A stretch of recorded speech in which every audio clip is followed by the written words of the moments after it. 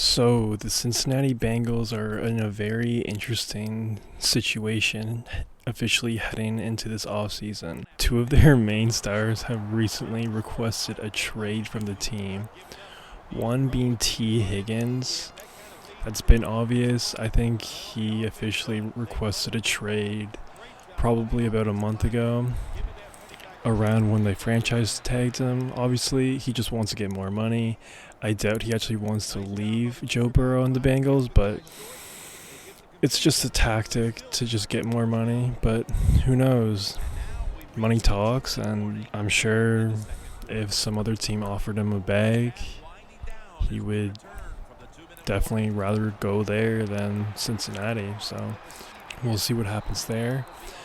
But also recently, Trey Hendrickson also requested a trade, and he is easily the best defensive player the Bengals have right now.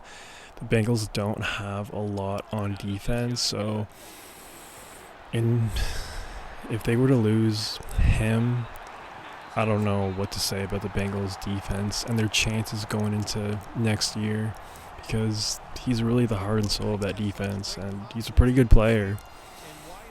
But this isn't really good news for the Bengals, obviously, because these are two guys that need pretty hefty contracts, and the Bengals are notoriously cheap. They don't really like to spend a lot in free agency. They don't really hand out big contracts like some other teams do.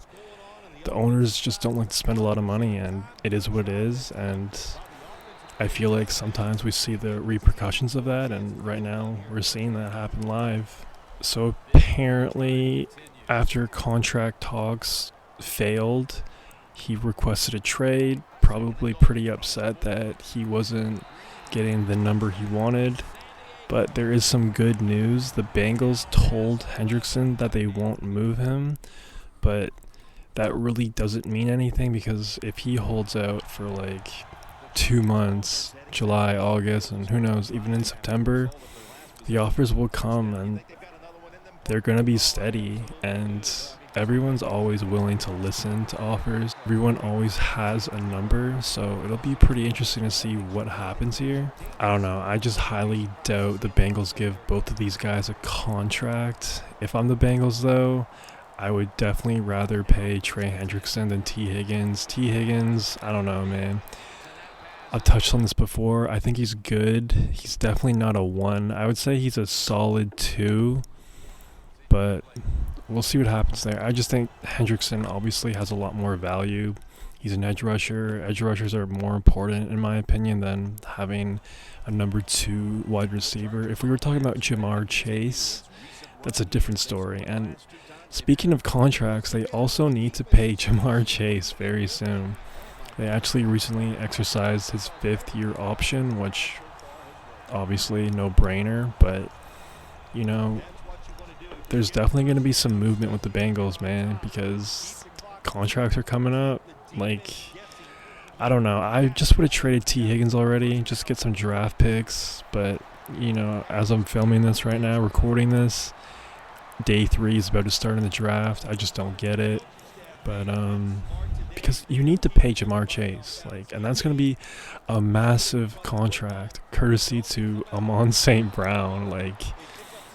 Jamar Chase is a better receiver than Amon St. Brown, and St. Brown got a huge deal, highest paid in the NFL right now as a receiver. Jamar Chase was probably going to be 10, 20, 30 million more than what he got, so there's just no way that the Bengals pay both of them. It's pretty much inevitable for T. Higgins to be moved, so I don't know why they're holding their fingers, and just do it.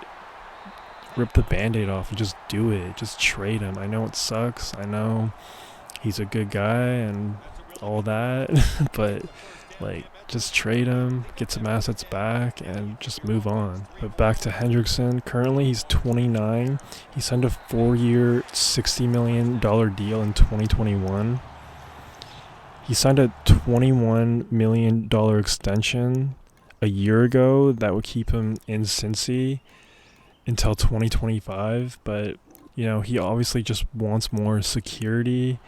He just wants more of a secure contract, especially since he's getting older.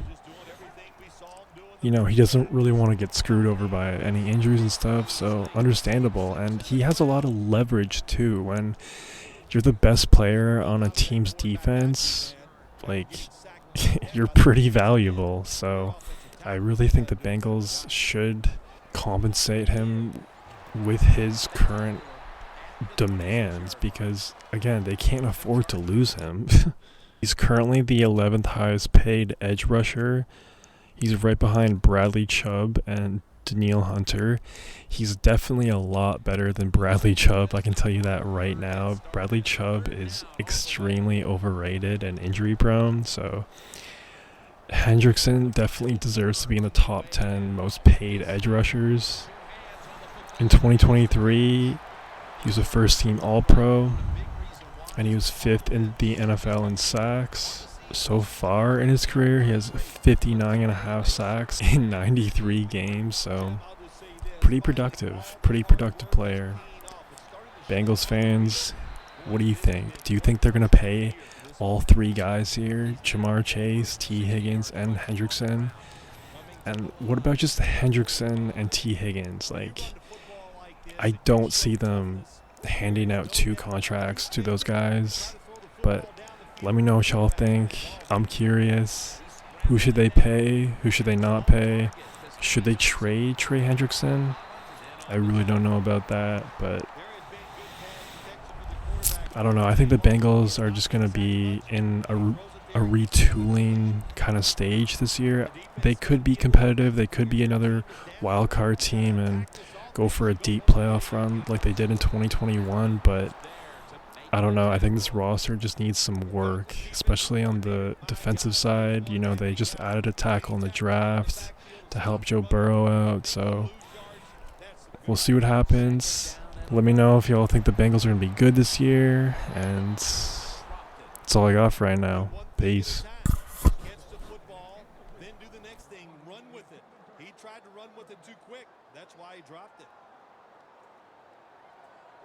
Third and 11. Touchdown, Chargers.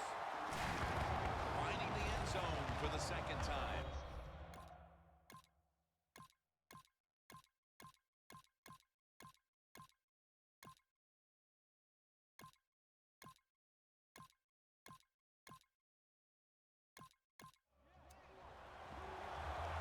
The Chargers ready to go on the march again, and that's exactly what they've been doing here lately.